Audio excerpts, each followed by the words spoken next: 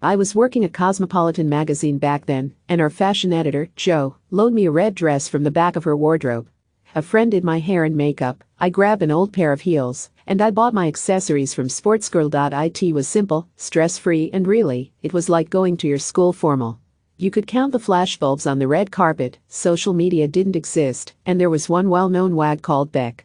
I flew back to Sydney the next day and no one at work asked about it. Fast forward 12 years, and the AFL's big night at the Crown Casino in Melbourne has transformed into a must-watch wag extravaganza with stylists, couture gowns, designer shoes, bling worth the size of a Sydney apartment, facials, Botox, tans, videographers hired pre-event, photographers snapping behind the scenes for the wag social, and the list goes on.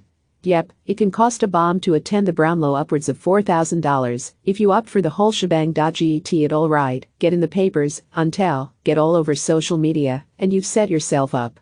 Standing out at the Brownlow can give your social media profile a hefty boost, which in turn can kickstart any career dream. Just ask so-called power wags like Rebecca Judd and Jessie Murphy. Mind you, the majority of wags are just ordinary women with day jobs and kids and manic to-do lists who can't afford stylists and $250 hydrofacials.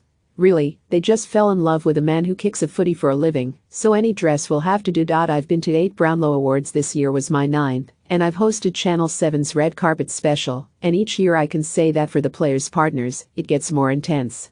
Stressful. Really, social media has brightened the spotlight and raised the stakes. Most of the time, the wags don't know they're going until the beginning of September, so it's a mad scramble getting organized. Past winners, captains, and a handful of the best players from each club get invited. It's a frantic few weeks before the event.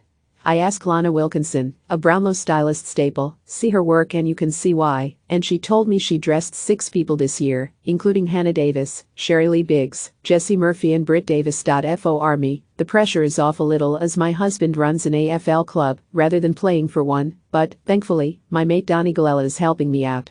Yes, for the first time I have a stylist. Cue gasp. Normally, I'd grab any beautiful-looking sample from my works fashion cupboard, the upside of working in women's mags for many years, but this year Sydney designer, Villani, is making a custom gown.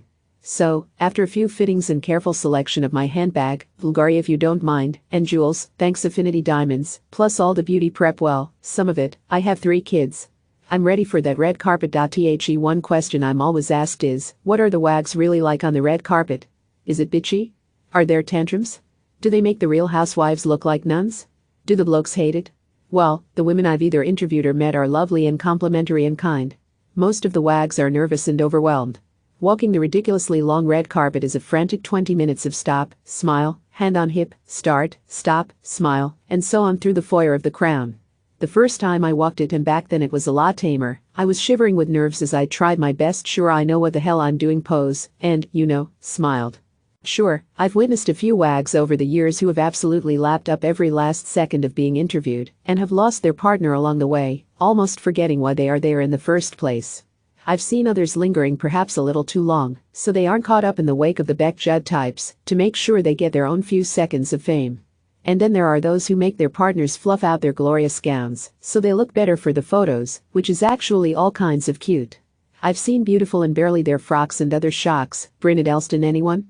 But generally, walking that red carpet is bloody good fun, and, I still get a bit star-struck by some of the players, too. Once you've walked the red carpet, the focus turns to the footy players. It can be a long and laborious night as the votes from each round are read out, but it's lively when the doors fling open for a TV ad break, it's broadcast live, and a sea of colorful gowns descend on the toilets.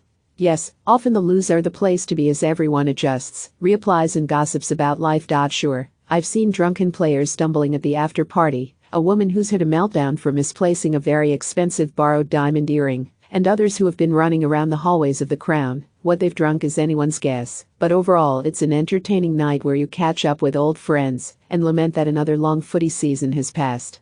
Yep, after nearly a decade of attending the Brownlow, I still get caught up in the thrill of it all. P.S. I just want to get one thing straight, it's the Brownlow not Brownlows, as just one award is given to the best and fairest player of the season, although they've since introduced a few other awards.